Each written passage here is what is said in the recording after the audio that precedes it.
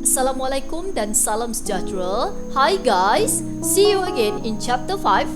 Now we are going to learn about chemical reaction of alkene. So guys, let's start.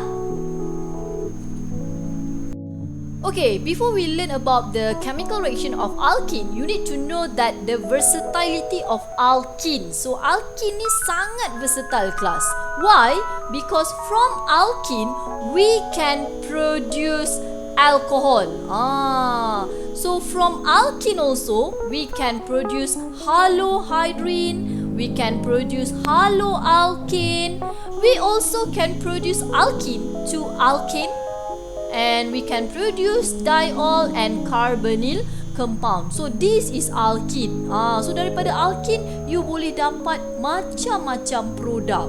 Okay? So how to prepare alkenes? So we have two reactions that we can use to prepare alkenes. Okay, the first reaction, alright. So for example, we have this type of alkene. So kita ada propene here, only 3 carbon. So the first reaction that we want to prepare alkene from dehydration of alcohol. You see, from alcohol you can produce alkene, dehydration. Daripada nama ni kelas, awak dah boleh tahu dehydrate. Selalu pernah dengar kan perkataan dehydrate. So actually kelas dehydrate ni maksudnya kita akan remove H2O. Saya repeat, dehydration of alcohol, actually we want to remove H2O. Okay, so please take note. Alright, so we are going to remove H2O. So look, this is our reactant. Okay, so this is our reactant, alcohol. So actually we are going to remove H2O from this alcohol and dia akan jadi alkene. So apa type of reaction involved here? So the type of reaction involved here is elimination that we already learned in subtopic 4.4. Okay, so bila melibatkan reaction class, you need to you need to identify which one is your reactant, which one is your product, and what is the reagent used. Okay, so the first thing you need to identify is the reactant. So this is the reactant and this is the product form. Okay, after the reaction. Benda penting tau, awak kena faham ni. And benda baru yang saya rasa awak kena kenal iaitu number 3 here is the reagent. So this is the reagent that we need to use in dehydration of alcohol. So every chemical reaction in organic compound, dia ada reagent yang tersendiri. Itu yang selalu jadi masalah pelajar nak hafal lah. Okay, so dehydrate, kita nak remove H2O. So the reagent that we use here is concentrated H2SO4 or other strong acid. But for your syllabus, normally we are going to use concentrated sulfuric acid. And the condition that we need here is heat. Kena panaskan kelas. Kalau kita nak singkirkan sesuatu, kita kena ada heat. Okay, so this is how you write the reagent and the condition. So the product form, actually we have the side product here because we already removed the hydrogen and OH ion.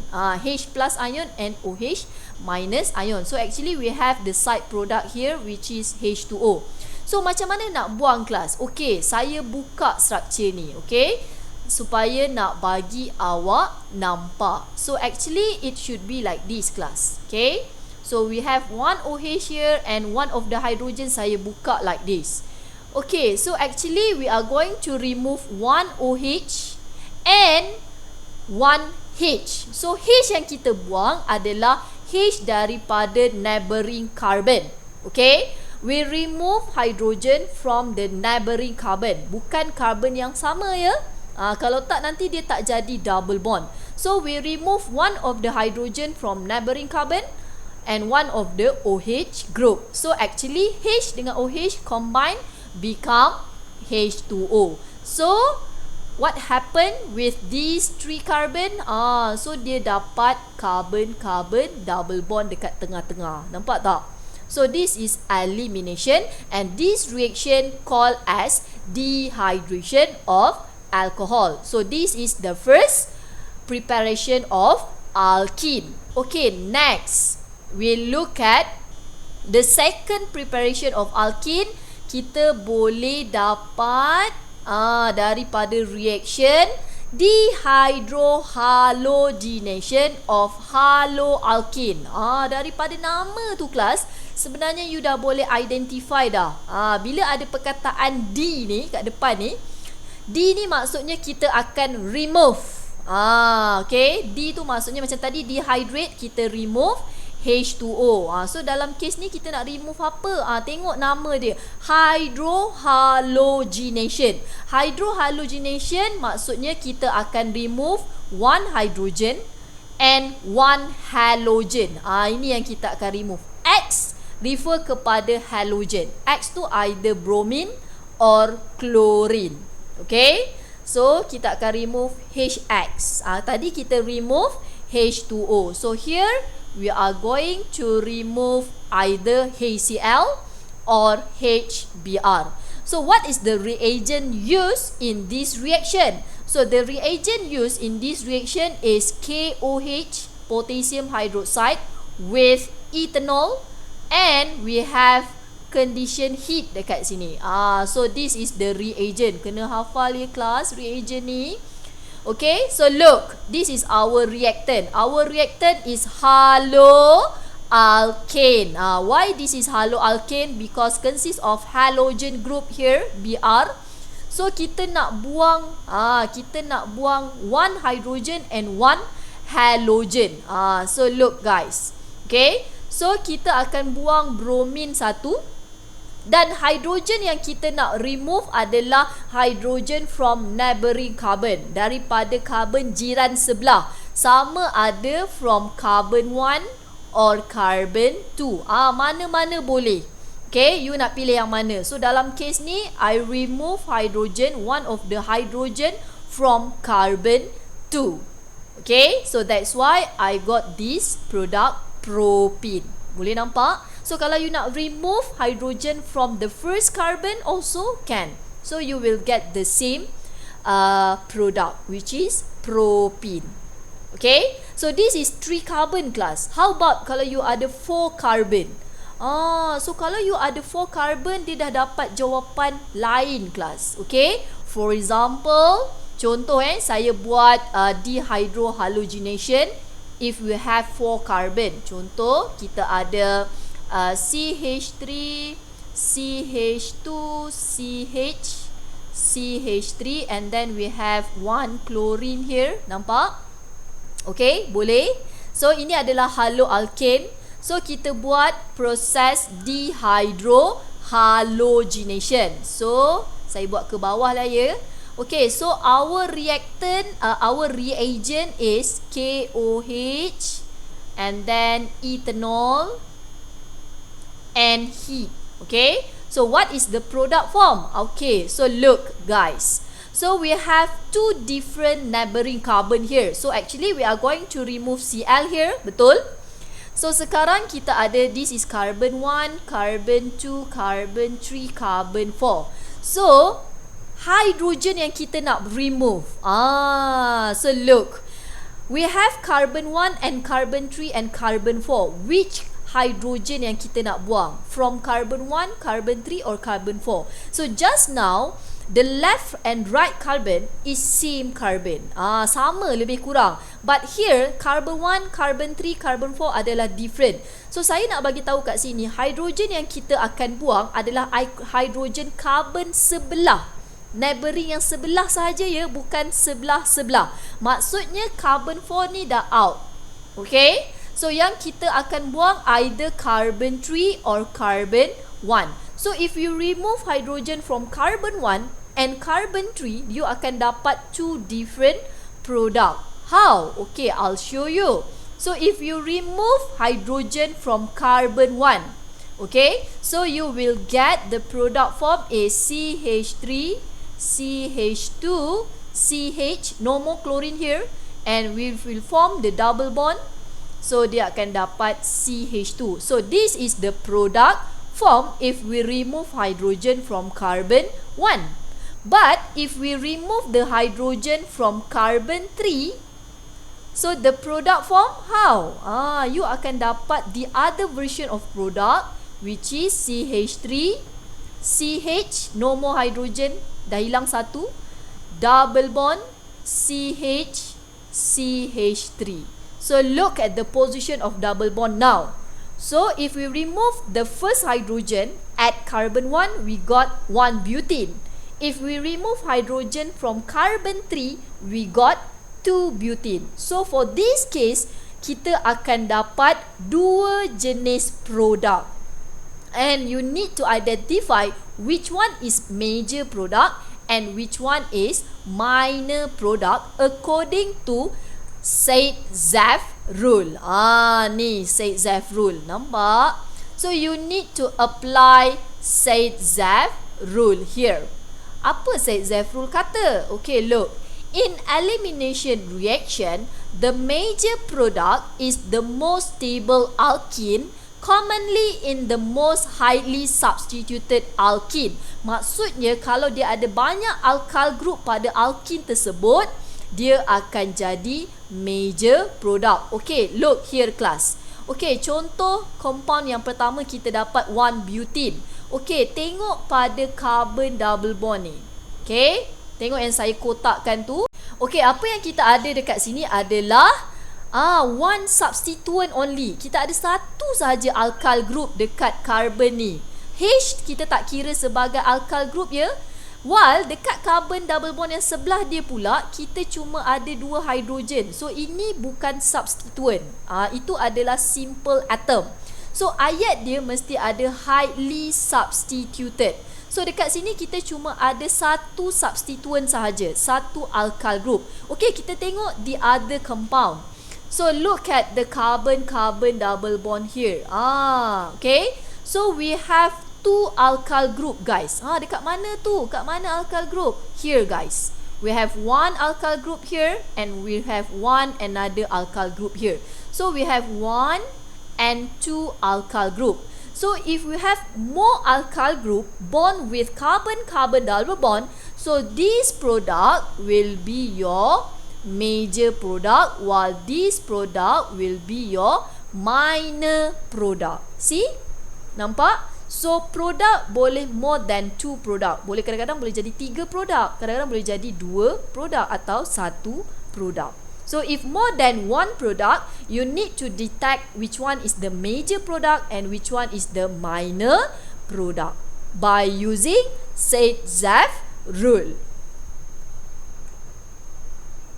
Okay, so just now we already look at the preparation of alkene. Now we look at the reaction of alkene. Ada berapa reaction kat sini? Wow, banyaknya. Okay, so kalau you kira kita ada 1, 2, 3, 4, 5, 6, 7, 8 reaction. Nak kena hafal ke? Ya kelas. Okay, never mind. This is the first time you learn about reaction. Okay, nanti you akan ingat sebenarnya reaction semua ni. Okay, kita start reaction yang pertama. Kita start daripada kanan ya. Okay, so bila melibatkan alkene class, all the reaction involved adalah electrophilic addition.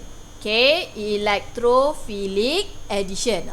So you already learn about electrophilic addition. Maksudnya daripada alkene dia react dengan apa-apa compound, dia akan dapat satu sahaja produk. Boleh nampak? Okay, so ini adalah electrophilic addition. Yang mana? Yang ini, number 1, number 2, number 3 and number 4. So 1, 2, 3, 4 adalah electrophilic addition. While yang kelima ni dan yang keenam ni bukan electrophilic addition. Ini version lain ya. Okay, so later I will explain. So now we focus on electrophilic addition first. Okay, kita tengok yang pertama. Kita ada hydrohalogenation. Okey, untuk hydrohalogenation kita boleh divide kepada dua bahagian. Yang pertama kita ada hydrohalogenation without peroxide, and yang kedua kita ada hydrohalogenation with peroxide. What is the difference? Dia ada kaitan dengan Markov-Nikov rule. Apa itu Markov-Nikov rule? Okey, kita tengok dekat bawah ni. So the addition of HX, ini yang kita kena ikut Markov-Nikov rule. Hydrogen atom add to carbon of double bond already greater of number of hydrogen atom. So class, when we are going to add HBr here, okay, you tak boleh main belasah je nak letak dekat mana. Boleh nampak? Okay, so yang pasti awak kena fokus dekat carbon-carbon double bond, sebab dekat situlah yang kita akan add molecule. Okay, kita takkan add dekat tempat lain. Kita akan tambah HBr dekat carbon-carbon double bond. Walau besar mana pun struktur awak, untuk alkin please cari carbon-carbon double bond. Okay, so that double bond will break and you are going to add hydrogen and bromine. Okay, but we know that kat sini kita ada hydrogen dengan Br. So dekat mana nak letak hydrogen, dekat mana nak letak bromine? Okay, kalau followed Markov-Nikov rule without peroxide, hydrogen, dia kata tadi hydrogen kita tambah dekat carbon yang banyak hydrogen. So kita ada carbon 1, carbon 2 here. So which carbon has greater number of hydrogen atom? Of course carbon 1. So kita akan letak hydrogen kita ni dekat carbon 1. So that's why dia jadi CH3, while bromine akan masuk pada carbon double bond yang less number of hydrogen. So bromine masuk dekat tengah-tengah. So this is Markov-Nikov rule. While hydrohalogenation, if in the presence of peroxide, apa ini peroxide? Okay, peroxide ni boleh jadi R ni boleh jadi H2O. Maksudnya HOOH atau CH3OOCH3. Okay, so itu adalah kehadiran peroxide. Bila ada kehadiran peroxide, dia menyebabkan dia jadi murtad kelas. Gitu. Dia tak jadi mazhab Markov-Nikov dah. Dia akan jadi anti Markov-Nikov. So nampak tak? So apa yang berlaku dekat sini? We are going to add hydrogen at the carbon double bond which contain less number of hydrogen. So dalam kes ni kalau awak tengok, kita letak hydrogen kita dekat carbon yang kedua, while bromine we place at carbon number 1. So itu beza antara Markov-Nikov and anti-Markov-Nikov. So ingat bila dia ada kehadiran peroxide. Okay, number 2 we have halogenation. Okay, for halogenation, we have two type of halogenation. We have halogenation in water and halogenation in inert solvent. Okay, for halogenation in water, what we are going to add into carbon-carbon double bond adalah bromine atom and OH group. Nampak So kita akan add pada carbon 1 dengan carbon 2 ni adalah bromine atom dengan OH group. So kelas, macam mana nak letak OH dengan bromine ni? Main belasah je ke? Tak kelas. You need to follow Markov-Nikov rule. So we treat bromine, we treat halogen as hydrogen. Saya ulang, kita anggap bromine ni macam hydrogen. Bermaksud bromine ni kita letak pada carbon double bond yang banyak hydrogen, while OH group kita letak pada carbon double bond yang kurang hydrogen. So this is the product form.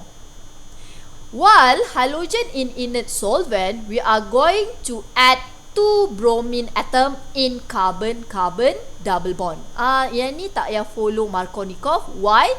Because we have two same atom added to carbon-carbon double bond. So masukkan je lah bromine at carbon double bond.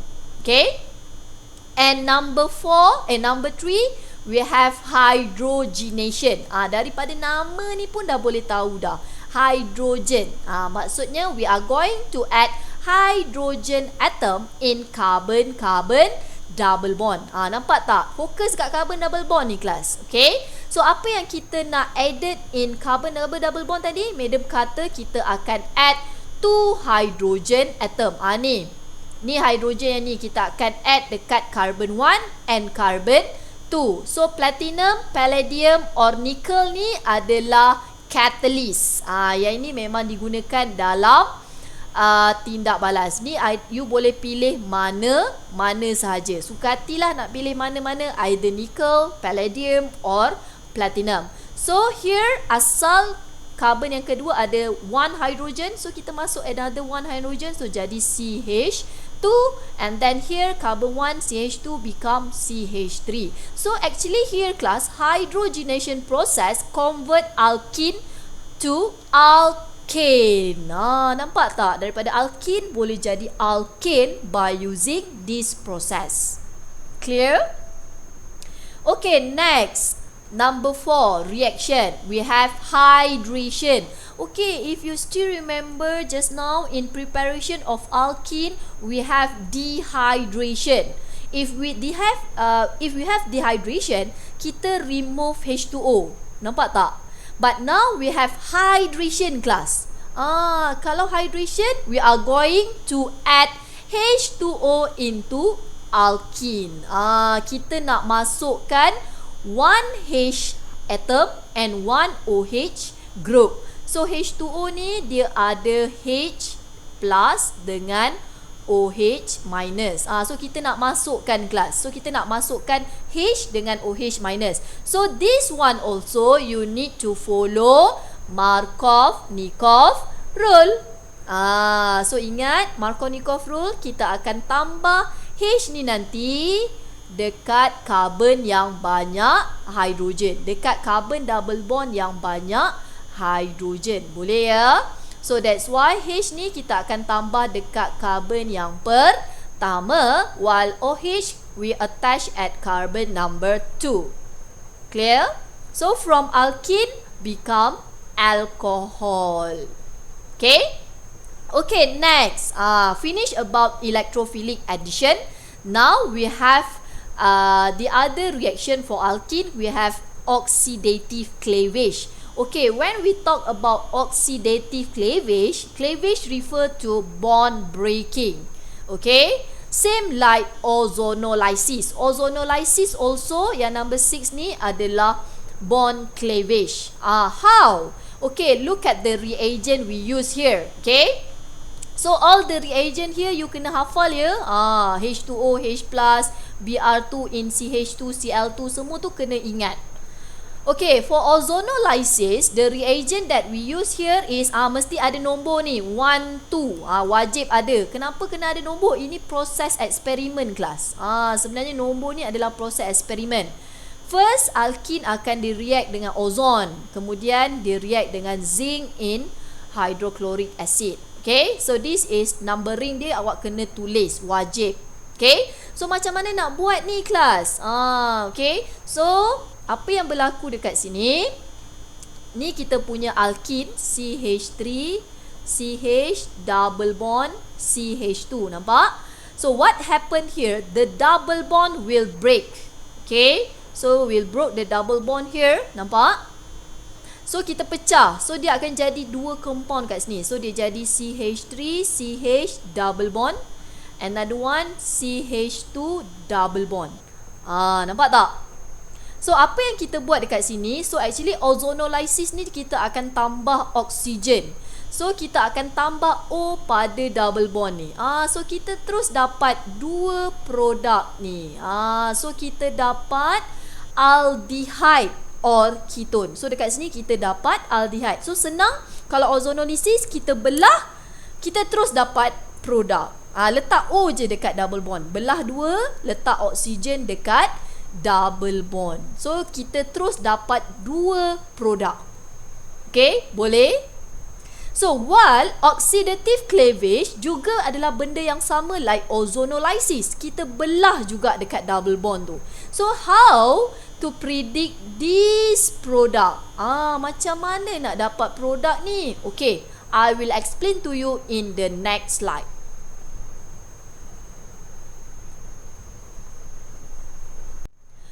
Okay class, attention. Ni ozonolysis tadi kan. Madam kata kalau kita belah dia. Nampak So untuk ozonolysis kita belah je letak oksigen. Contoh macam ni tadi. Kita ada CH3, CH double bond, CH2. Apa yang kita buat tadi? Kita just belahkan double bond dia. So kita jadi dua produk. Kita dapat CH3, CH double bond. Another one product kita dapat CH2 double bond. Nampak tak? Saya pecah dua. So apa yang kita buat pada ozonolysis, kita cuma letak O saja pada double bond. So this is the product form. We got two product here. So senang belah letak O. Boleh? While oxidative cleavage, you cannot do like that. Awak tak boleh buat macam tu. So apa yang berlaku? Okay, saya ambil yang sama.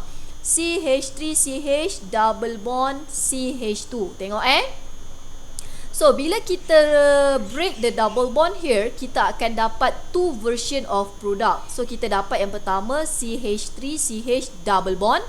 So this is yang pertama. Yang kedua kita dapat CH2 double bond. Okay, tengok. Produk dia tak macam ozonolysis. Kalau ozonolysis belah, letak O. Senang kelas. Tapi oxidative cleavage ni, you kena ambil kira beberapa faktor. Tengok dekat slide keep in mind ni. Okay. So kalau you belah, okay, yang pertama ni, kalau you belah, you ada satu alkyl group. Ni alkyl group, satu H. So bila ada satu H dekat sini, H ni akan convert jadi OH. R tu kekal sama. So dia akan jadi carboxylic acid. Tapi kalau you belah, you dapat dua-dua alkyl group, dia akan jadi ketone. Just letak O sahaja pada double bond. Tapi kalau you belah, you dapat dua H. So the whole here will change to CO2 plus H2O. Add on ya, tambah sikit, ada H2O dekat situ. Okay, CO2 plus H2O. Nampak so you kena tengok this criteria. So agak complicated sikit lah guys ya. Only for oxidative cleavage. Okay, so now we look at the product form here from propene just now. Okay, tadi yang pertama kita dapat yang ni tadi kan. Tengok dekat carbon double bond. Okay, saya buka. So carbon double bond kita ada H, ada CH3. Nampak? So kita ada satu alkyl group, satu H. So yang mana? Dia kriteria yang pertama. So what happened? The product form. So produk yang akan terbentuk adalah CH3. So dekat double bond tu letak O. So H tu akan change become OH. So this is the product form. Boleh nampak? Okay, boleh refer balik tadi. Okay, yang kedua pula, kita ada CH2 double bond. Cuba tengok mana kriteria dia. Okay, yang mana kriteria CH2 double bond? Yang ketiga, betul tak kelas? Yang ketiga ni. Ni yang kedua. Yang ketiga ni sebab kita ada dua hidrogen. So here the product form adalah CO2 plus H2O. So in this case of reaction, we will get 3 product form. Untuk propene. So be careful ya. Boleh?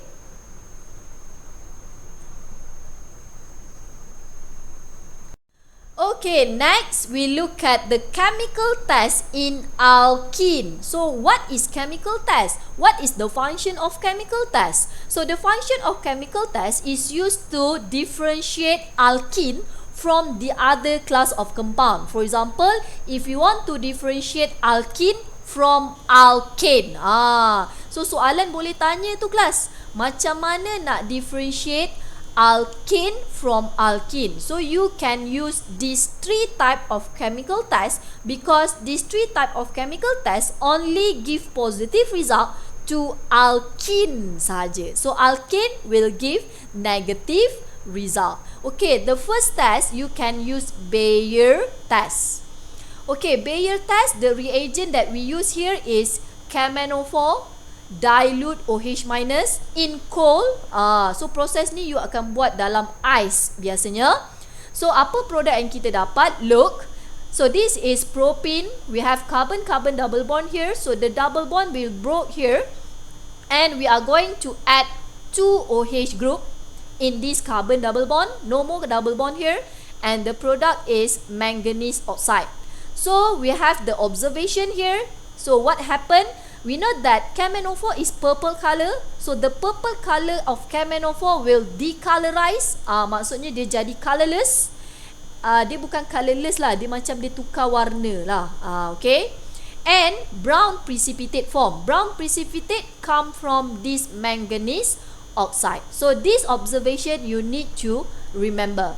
Why? Because the question asks you to write the chemical test. You need to give the observation. Okay. And the equation also.